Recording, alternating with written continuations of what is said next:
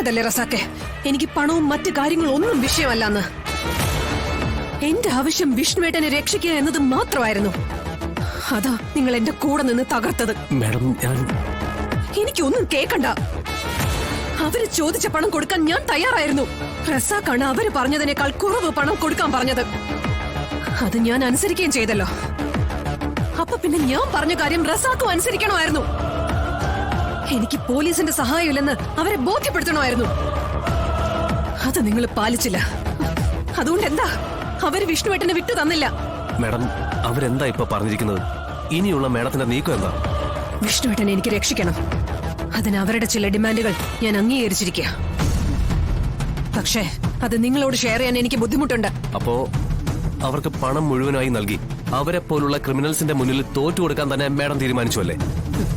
ഇപ്പൊ ഇവിടെ നിങ്ങളുടെ ബുദ്ധി ഉപയോഗിച്ച് ജയിക്കാൻ നോക്കിയിട്ട് എന്തായി റസാക്കെ? കാര്യങ്ങളൊന്നും നടന്നുമില്ല, പരാജയപ്പെട്ട് നിൽക്കേണ്ടിയും വന്നു. ഇനി എനിക്കൊരു പരീക്ഷണത്തിന് നിൽക്കാൻ വയ്യ. അതുകൊണ്ട് എനിക്കിനി നിങ്ങളുടെ ആരുടെയും സഹായം വേണ്ട. എന്റെ കാര്യം ഞാൻ നോക്കിക്കൊള്ളാം. മാഡം, റസാഖ്, ദയവ് ചെയ്ത് നിങ്ങൾ ആരും എന്റെ പിന്നാലെ വരരുത്. അവരെ നിയമത്തിന് മുന്നിൽ കൊണ്ടുവരുന്നതിനേക്കാൾ ഞാനിപ്പോ മുൻകൈയെടുക്കുന്നത് എന്റെ വിഷ്ണുവേട്ടന്റെ രക്ഷ മാത്രമാണ്. അതുകൊണ്ട് എന്നെ എന്റെ വഴിക്ക് വിട്ടേക്ക്. പിന്നെ സഹായിച്ചില്ലെങ്കിലും ഉപദ്രവിക്കരുത്.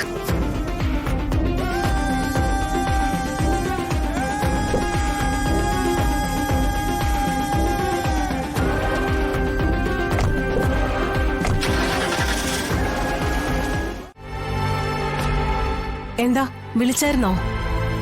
കുറച്ച് വെള്ളം ഇങ്ങെടുത്തേ, വല്ലാത്തൊരു ദാഹം. അതിന് ഇന്നലെ എന്താ കഴിച്ചത്? ഗോതമ്പിന്റെ ചപ്പാത്തി ഒന്നും കഴിച്ചില്ലല്ലോ. വെള്ളം ദാഹം വരാൻ എന്തെങ്കിലും കഴിക്കണമെന്നുണ്ടോ? അതങ്ങനെ വരുന്നതല്ലേ. അതെ, ഈ ശിവനെ ഇങ്ങനെ വിട്ടാൽ എങ്ങനെയാ? ഇന്നലെ പോയ ചെക്കൻ ഇതുവരെ വന്നിട്ടില്ല.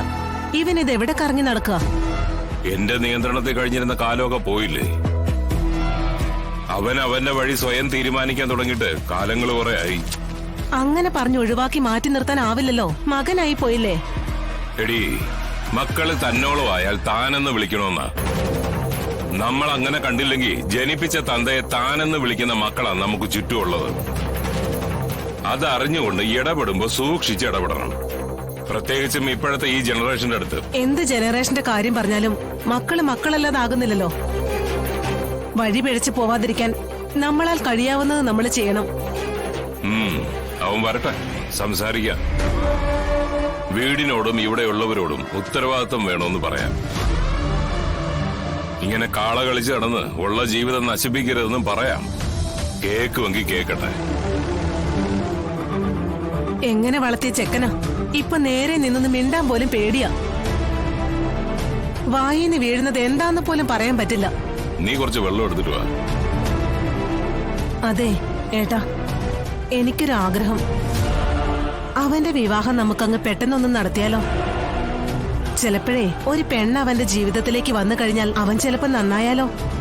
ചുണയുള്ളവനായി വളരണമെന്ന് ഞാൻ ആഗ്രഹിച്ചിട്ടുള്ളൂ.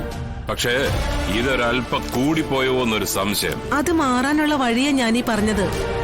ഒരു പെണ്ണിന്റെ കണ്ണീരും കൂടി ഒപ്പം ചേർക്കണമെന്നാണോ നീ പറഞ്ഞുകൊണ്ട് വരുന്നത്? ആ, വരട്ടെ. കാര്യങ്ങൾ ഏത് രീതിക്കാ പോകുന്നതെന്ന് നോക്കട്ടെ. എന്നിട്ട് തീരുമാനിക്കാം എന്തും.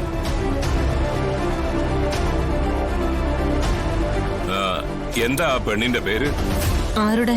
ശിവന്റെ പിന്നാലെ നടക്കുന്ന ആ യോഹന്നാന്റെ മകളുടെ. ഡെയ്സി.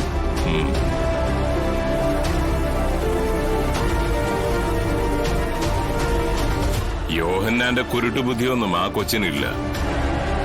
ശിവനെ അവൾക്ക് വലിയ കാര്യമാണ്. മാഡം പെട്ടെന്ന് വിളിച്ചു പറഞ്ഞപ്പോ ഇത്രയും വലിയൊരു തുക, അതാണ് ഞാൻ നോക്കട്ടെ എന്ന് പറഞ്ഞത്.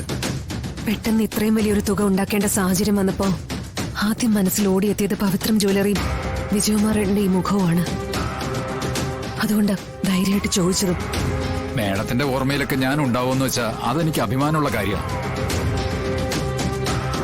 ഇതുവരെ എന്റെ ജ്വല്ലറിയിലേക്ക് മാഡം വന്നില്ലല്ലോ. ഇവിടെ അടുത്താ, ഒന്ന് കയറിയിട്ട് പോ. പിന്നെ ഒരു ദിവസം ആവട്ടെ. ഇന്നിപ്പോ ചില അത്യാവശ്യ കാര്യങ്ങൾ ചെയ്തു തീർക്കാനുള്ളതുകൊണ്ട് ഞാനിപ്പോ അതിന്റെ ഒരു ഓട്ടത്തില. എനിക്ക് തോന്നി, അല്ലെങ്കിൽ ഇത്രയും വലിയൊരു തുക പെട്ടെന്ന് ആവശ്യപ്പെടില്ലല്ലോ.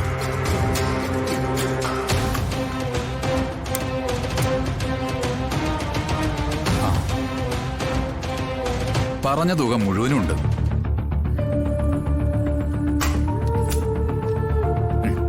ദാ മേഡം. ഇതിനെങ്ങനെ നന്ദി പറയുമെന്ന് എനിക്കറിയില്ല. ഇത് എപ്പോ തിരിച്ചു തരുമെന്നുള്ളൊരു ഡേറ്റ് എനിക്കിപ്പോ പറയാൻ പറ്റില്ല. പക്ഷേ ഒരു 2 മാസത്തിനുള്ളിൽ ഞാനിത് തിരിച്ചു തന്നിരിക്കും. ഇതിന്റെ പലിശ എത്രയാന്ന് വെച്ചാ അതും. അതെ, ഈ ബാഗിൽ ഞാൻ എത്ര പണമാണോ വച്ചു തന്നിരിക്കുന്നത് ആ പണം മാത്രം എനിക്ക് തിരിച്ചു തന്നാൽ മതി.